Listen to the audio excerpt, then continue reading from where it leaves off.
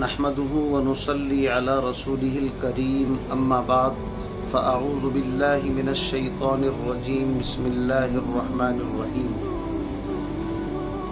تلك أمة قد خلت لها ما كسبت ولكم ما كسبتم ولا تسألون عما كانوا يعملون صدق الله العظيم وقال النبي صلى الله تعالى عليه وسلم من حسن اسلام المرء تركه ما لا یعنی۔ یزید کے بارے میں اکثر و بیشتر سوالات کیے جاتے ہیں کہ وہ کیسا آدمی تھا، اس کے بارے میں کیا عقیدہ رکھنا چاہیے۔ تو عزیزان ملت الگ الگ موقف ہیں۔ شیعہ کے نزدیک تو یزید کافر، لعنتی، فاسق، فاجر، رافضیوں کے یہاں تو ان کا عقیدہ یہی ہے۔ حضرت حسین رضی اللہ تعالیٰ عنہ کو چونکہ شہید کیا ہے، اس لیے اس کے اوپر لعن تان و تشنی اور پتہ نہیں کیا کیا کس حد تک اس کو برا بھلا کہتے ہیں، اور بعض لوگ بیجا اس کی حمایت کرتے ہیں، اس کو رحمت اللہ علیہ، اور بعض تو حد کر دیتے ہیں رضی اللہ عنہ، جبکہ وہ صحابی بھی نہیں ہے۔ ہم اہل السنہ والجماعت کا صاف اور سیدھا موقف یہ ہے کہ نہ تو ہم رافضیوں کی طرح کافر اور لعنتی اور فلا اور نہ ہم دیگر لوگوں کی طرح جو ناصبی لوگ ہیں ان کی طرح اس کو رحمت اللہ علیہ رضی اللہ عنہ ان القاب سے بھی ہم نوازتے نہیں، بلکہ ہم اہل السنہ والجماعت کا موقف یہ ہے کہ بھائی حضرت معاویہ رضی اللہ تعالیٰ عنہ تو چونکہ صحابی ہیں، ان کا دفاع تو ہم اہل سنت والجماعت اپنا فرض منصبی سمجھتے ہیں، اور میں نے اس سے پہلے ایک ویڈیو بنائی ہے، اسی میں تمام صحابہ اور خاص طور سے امیر معاویہ رضی اللہ تعالیٰ عنہ کی عظمت اور ان کی رفعت، ان کے فضائل و مناقب کو مختصر انداز میں پیش بھی کیا ہے۔ تو یاد رکھیے، ایک موقف ہے رافضیت کا اور ایک ہے ناصبیت کا۔ ہم اہل السنہ والجماعت یہ عقیدہ رکھتے ہیں، مولانا رشید احمد گنگوہی رحمۃ اللہ علیہ نے اپنے فتاوی میں لکھا ہے کہ یزید مومن تھا، ایمان میں تو کوئی شک نہیں، چونکہ ایمان مسلمان چونکہ دل کا حال اللہ جانتا ہے۔ وہ نمازی بھی پڑھتا تھا، بلکہ پڑھاتا تھا، اور لوگوں کا خلیفہ بھی تھا۔ اسی کے ساتھ ساتھ چونکہ اس کے دور حکومت کے اندر حضرت سیدنا حسین رضی اللہ تعالیٰ عنہ کی شہادت کا واقعہ پیش آیا ہے، تو بسبب قتل کے وہ فاسق،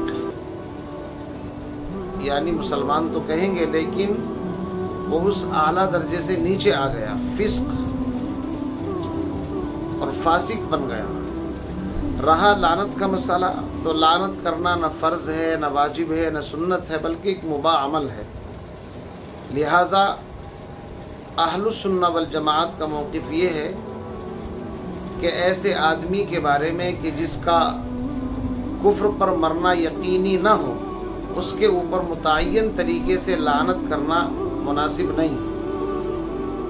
وجہ اس کی یہ ہے کہ لعنت جب انسان کسی پر بھیجتا ہے تو اگر وہ لعنت کا مستحق ہوتا ہے تو لعنت اس شخص کے اوپر واقع ہو جاتی ہے، لیکن اگر وہ لعنت کا مستحق نہ ہو تو لعنت لوٹ کر کے واپس بھی آ جاتی ہے۔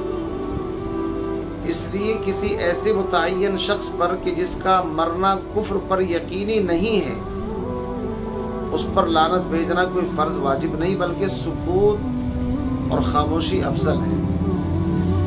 امام اعظم ابو حنیفہ رحمۃ اللہ علیہ کا موقف بھی یہی ہے کہ یزید کے بارے میں سکوت یعنی خاموش افضل ہے، خاموش رہنا چاہیے، واللہ عالم بالصواب کہنا چاہیے کہ اللہ اس کے حال کو زیادہ جانے۔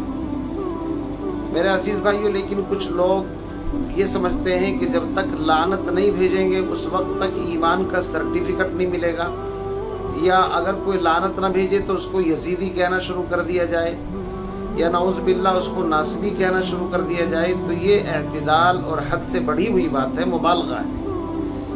یاد رکھیے، تلک امۃ قد خلت لہا ما کسبت ولکم ما کسبتم، وہ ایک جماعت تھی جو تم سے پہلے گزر چکی، ان کے لیے وہ اعمال ہیں جو انہوں نے کیے ہیں، اور تمہارے لیے وہ اعمال ہیں جو تم کر رہے ہو۔ تم سے ان کے اعمال کے بارے میں پوچھ نہیں ہوگی، ان سے تمہارے اعمال کے بارے میں پوچھ نہیں ہوگی۔ لکم دینکم ولی دین، تم ان کو ان کے حال پر چھوڑ دو۔ اس لیے عزیزان گرامی قدر، حضرت اقدس مولانا زرولی، مفتی زرولی خان صاحب، بڑے مشہور محقق علماء میں ان کا شمار ہوتا ہے، ان کی زبانی میں نے سنا کہ علامہ ابن تیمیہ رحمۃ اللہ علیہ، انہوں نے ایک کتاب لکھی ہے منہاج السنت النبویہ،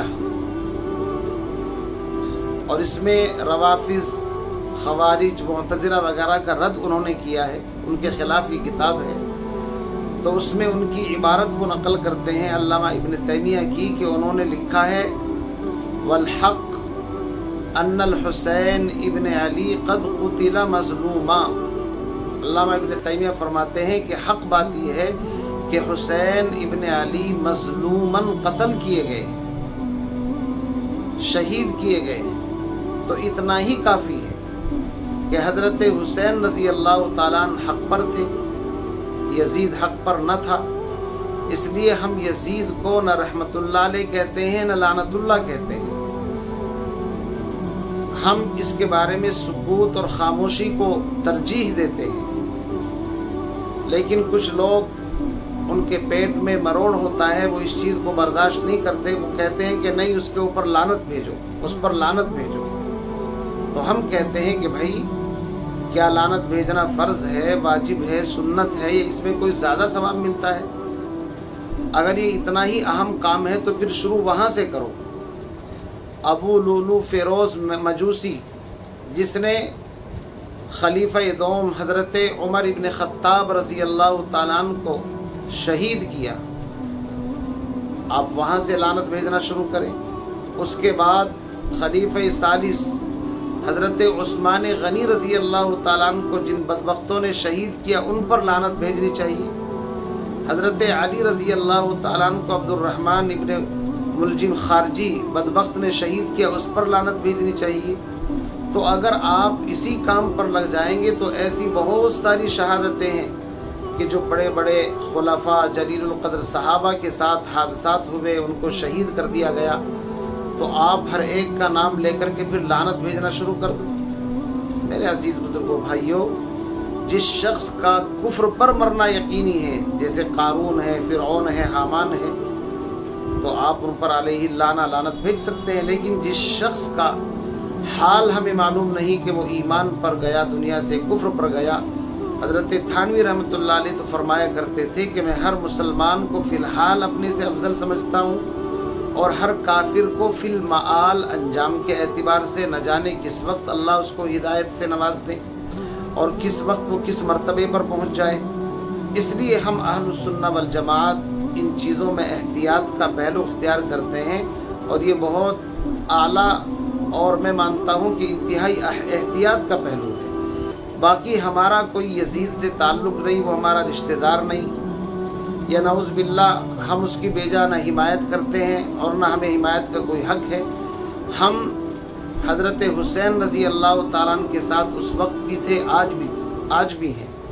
اور یاد رکھیے، شہادت ایک بہت بلند مرتبہ ہے۔ آپ نے شہادت کو رو رو کر کے اور قصے کہانیوں میں مبتلا کر کے اس کی شان ایسی گھٹا دی ہے کہ افسوس ہوتا ہے۔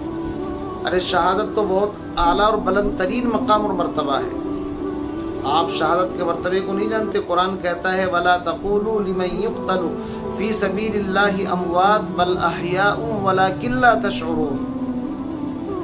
تو میرے عزیز بزرگوں، بھائیوں، شہادت بہت اونچی چیز ہے۔ حضرت حسین نے اپنی جان کا نذرانہ پیش کیا، ان کے رفقا نے، اللہ تعالیٰ ان کے درجات بلند فرمائے، اور ان قاتلین جنہوں نے ان کے قتل کے اندر ذرہ برابر بھی حصہ لیا ہے، اللہ تعالیٰ ان کے اوپر اپنا غضب، اپنا قہر نازل فرمائے۔ وآخر دعوانا الحمد वल्हम्दुलिल्लाहि रब्बिल आलमीन।